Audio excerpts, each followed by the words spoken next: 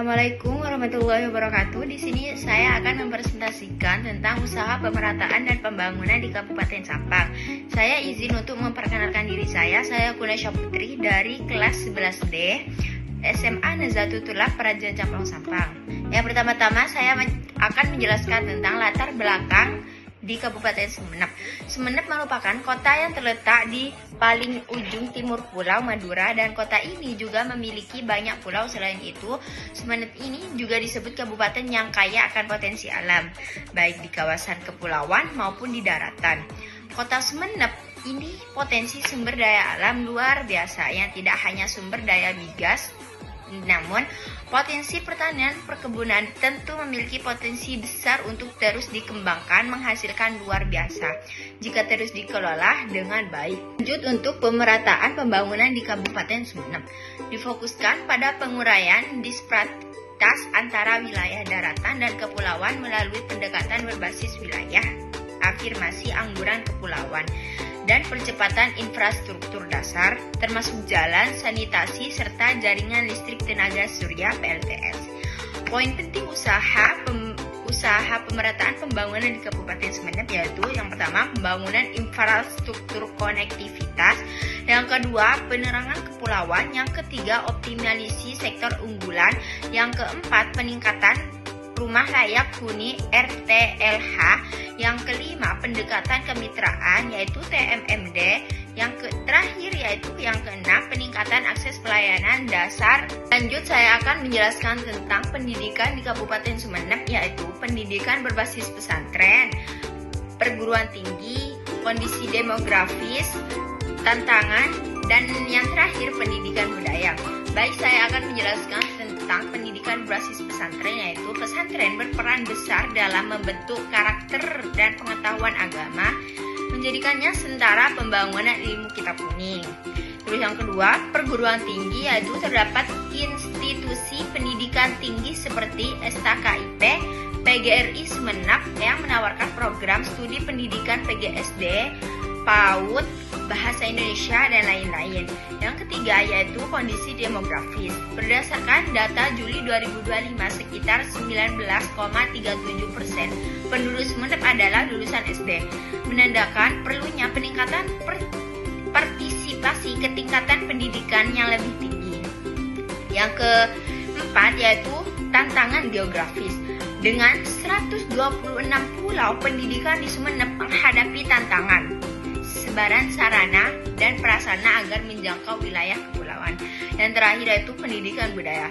Sekolah dan pesantren di Sumeneb juga berperan aktif dalam melestarikan budaya lokal Madura seperti kerapan sapi dan tari tradisional kesehatan.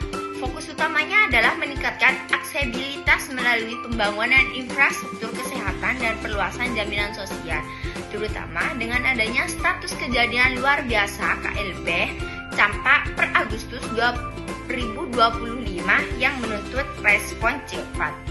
Salah satu poin pentingnya yaitu program kesehatan masyarakat. Penambahan fasilitas pendukungan seperti dapur SPPG, pemberian makanan tambahan ditingkatkan untuk mendukung pemerataan program kesehatan. Di sini juga pendapatan atau ekonomian. Rasio Gini ketimpangan pendapatan, yang kedua pertumbuhan ekonomi, yang ketiga penguatan ekonomi pesisir, yang terakhir pemerataan infrastruktur.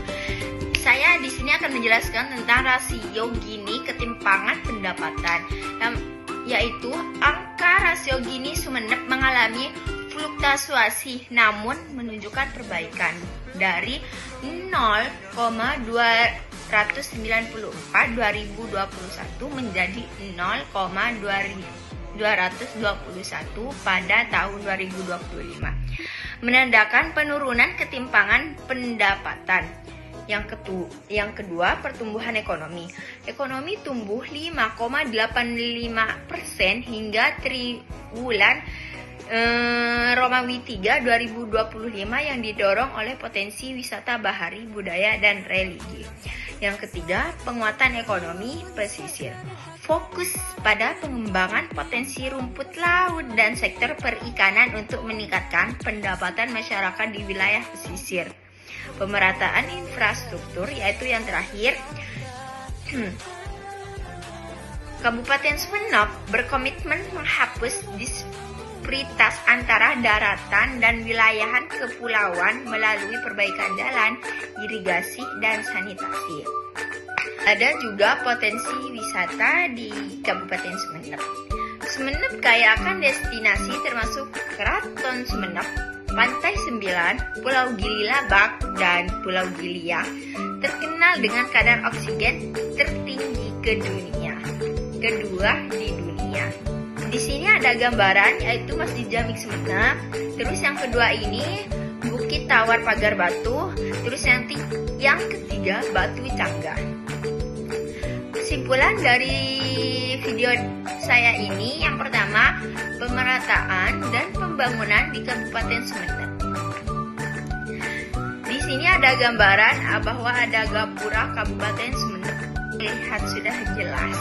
Kesimpulannya yaitu bahwa setiap daerah akan diberi kebebasan dalam mengatur akan mengurus urusan pemerintahan dan kepentingan masyarakat setempat yang bertujuan untuk pelaksanaan pemerintahan yang efisien dan efektif, terutama dalam hal pelayanan kepada masyarakat. Terima kasih.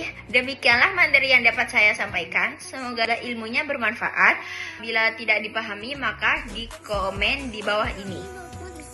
Cukup sekian presentasi dari saya. Kurang lebihnya mohon maaf. Wassalamualaikum warahmatullahi wabarakatuh.